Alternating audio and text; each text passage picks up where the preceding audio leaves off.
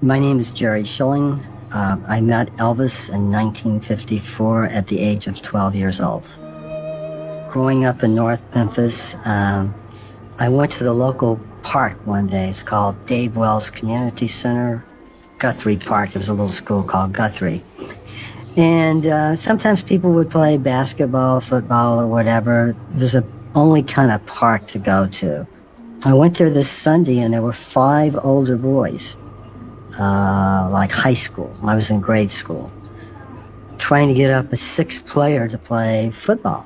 And one of the older guys was a friend of my older brother's, Red West. And he said, "Jerry, do you want to play with us?" We went in the huddle, and I saw this guy.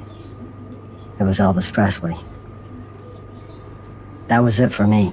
Changed my whole life. I wanted to be like him. He was lovable. He was dangerous. Everything a young kid would admire.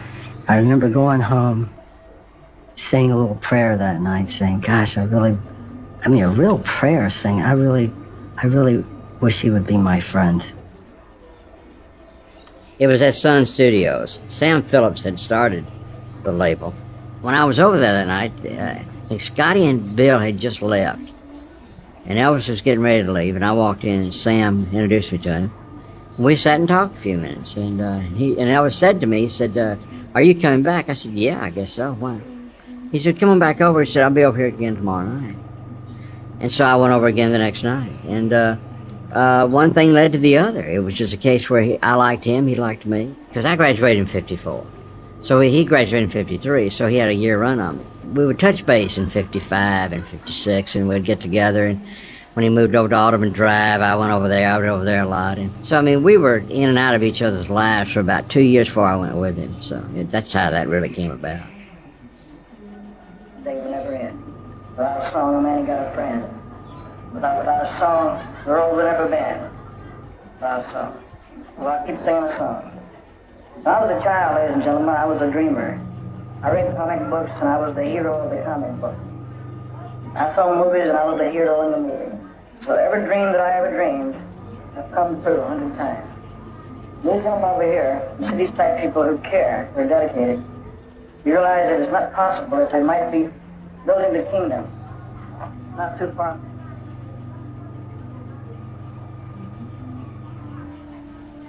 My name is Sonny West. I was 20 years old when I met Elvis in 1958.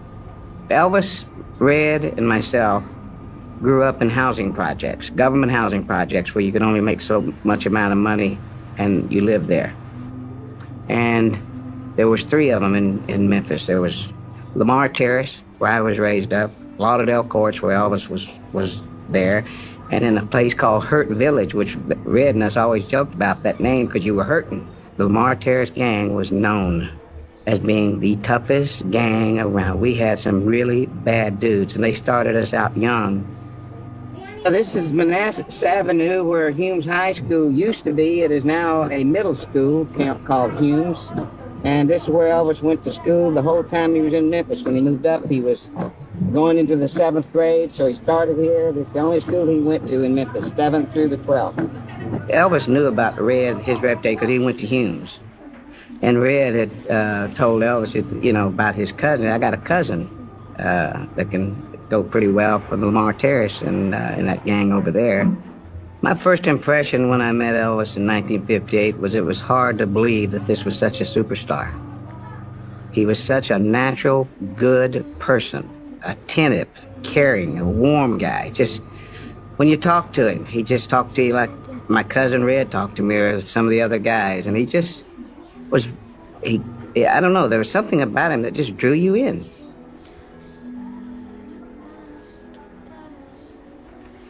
My name is Joe Esposito. I met Elvis in 1959, and I was 21 years old at the time.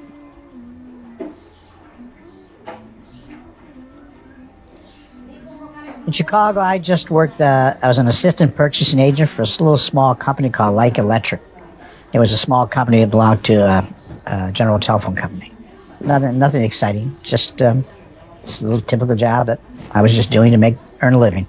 I actually heard him, I saw him at the Ed Sullivan Show. I heard all this talk, people talking about this new young gentleman, and I watched him on the Ed Sullivan Show, and I was in shock like everybody else. What was he doing? He was amazing. His looks and his name alone, just Elvis Presley. Who ever heard the name Elvis? It was very controversial among all our friends, my friends that we hung out with together, and we all talked about him. I got drafted in the Army same time Elvis did. I went to Fort Hood, Texas. Elvis came to Fort Hood, Texas for basic training. Didn't meet him there. Saw him a couple times on base, but that was it. Then I went to Friedberg, Germany. Combat Command C was the name of the base. And I was there for about 30 days. And then we heard the rumor that Elvis was coming to our base. So one night I was working late in the office with my friend George DiDomizio and my partner. I was a finance clerk for the Army. I lucked out. And we see all these people starting to gather up around outside the gates of the camp. And I asked George, what's going on? He says, well, we heard Elvis is coming to our base tonight.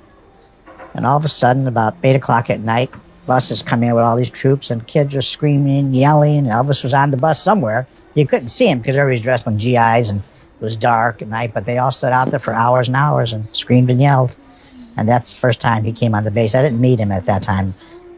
I saw him around the base at different times. I never got to know him because he was in tanks and I was in artillery. And I used to see him a lot of times coming in late for roll call. He'd come in off base because he was living off base. He had a house for his dad and for his grandmother. And he would come speeding in real quick, running late, and you see him drive by the barracks. And that's the only reason I used to see him once in a while. While I was there, I met this gentleman while I was in Germany. Like I say, I didn't meet him at first, but then this one gentleman, his name is Wes Daniels. He was a photographer for the Army. He was in the Army too, and he was assigned to take pictures of Elvis for promotional, for PR for the Army. And one day, I heard they used to play, Elvis and a bunch of his Army buddies play football on the weekends near his house. And Wes Daniels asked me one day, so we need some more players. Would you like to go play football and meet Elvis? I said, I would love to. And that's how it all started. I went to his house in Bad Nauheim, and I was introduced to him at that time. Yes, after that day, after we played a little football and went over his house and visited a little bit, he invited me to come over anytime on the weekends, just hung out with him a lot of times. When I first realized I could sing, and at about 2 years of age, I found myself singing. I mean, I was singing, and people would listen to me around the housing project where I lived. And as time went by, I was about 8 years old, and they entered me in a talent show. I wore glasses, had no music, and I won, I think it was 5th place in this talent contest, this state talent. I got a whipping the same day my mother whipped me for something. I won the rides. My name is Marty Eliker, and I first went to work for Elvis when I was 24. Elvis was a bit of a loner back then. He had maybe 3 or 4 friends that lived in the same housing project he did, and primarily was shy, did not really come out of his shell until a couple of talent shows, and the girls started screaming him. I mean, he always liked girls. I mean, I think he had more girlfriends than he had guy friends. As far as work is concerned, responsibilities as far as work, each of us had a responsibility, things to do to make it possible for Elvis to do what he needed to do. And it was almost an unsaid responsibility. I mean, people didn't have to be told, well, you have to do this today. Again, the same thing you did yesterday and the day before and the week before and what have you. That didn't need to be done. Everybody knew what they had to do so that he could be happy and live his own life.